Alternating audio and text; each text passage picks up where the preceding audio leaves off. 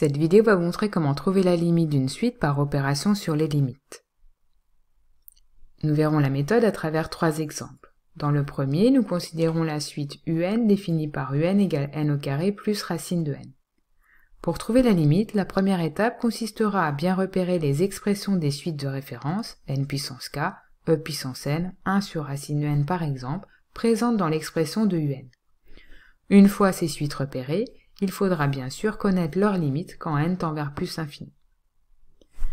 Ici, nous pouvons remarquer l'expression n au carré, qui est de la forme n puissance k avec k égale 2.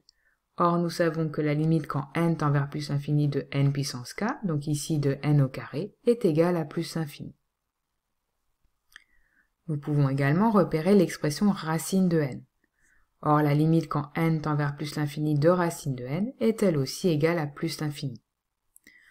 Nous commençons donc notre raisonnement par repérer ces suites de références et par citer les résultats du cours pour leurs limites. Une fois cela fait, nous allons passer à la deuxième étape qui consiste à repérer les opérations mises en jeu. Ici, nous repérons que l'expression est une somme. Nous allons donc appliquer la propriété sur la somme des limites, ce que nous précisons par une phrase. Il reste ensuite à bien connaître les résultats des opérations pour les appliquer. N au carré tend vers plus l'infini, racine de n tend vers plus l'infini, or plus l'infini plus l'infini nous donne plus l'infini comme limite. On en conclut donc que la limite quand n tend vers plus l'infini de la suite un est égale à plus l'infini. Passons au deuxième exemple. On considère cette fois-ci la suite Vn définie par Vn égale 3 moins n. Ici, la suite de référence est définie par l'expression n, de la forme n puissance k avec k égale 1. On a donc la limite quand n tend vers plus l'infini de n égale à plus l'infini.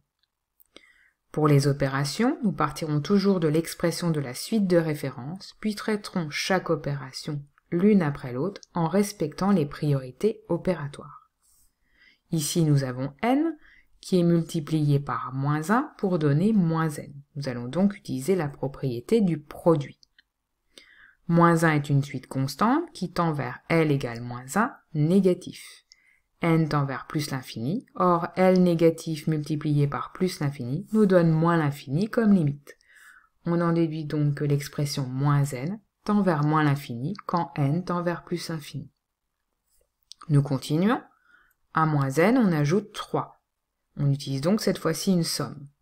3 est une suite constante qui tend vers L égale 3. Moins n tend donc vers moins l'infini.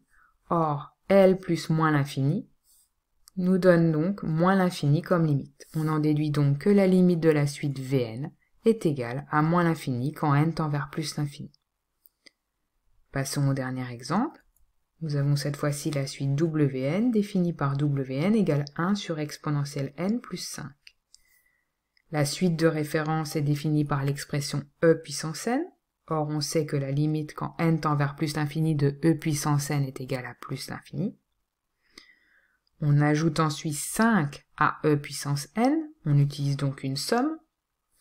5 est une suite constante qui tend donc vers L égale 5. E puissance n tend vers plus l'infini. Or, L plus l'infini nous donne comme limite plus l'infini. On en déduit que la limite quand n tend vers plus l'infini de e puissance n plus 5 est égale à plus l'infini. Nous terminons ensuite par un quotient, puisque nous avons l'inverse de e puissance n plus 5. 1 est une suite constante qui tend vers L égale 1. E puissance n plus 5 tend vers plus l'infini.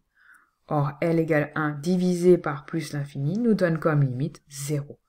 On en déduit donc que la suite Wn a pour limite 0 quand n tend vers plus l'infini.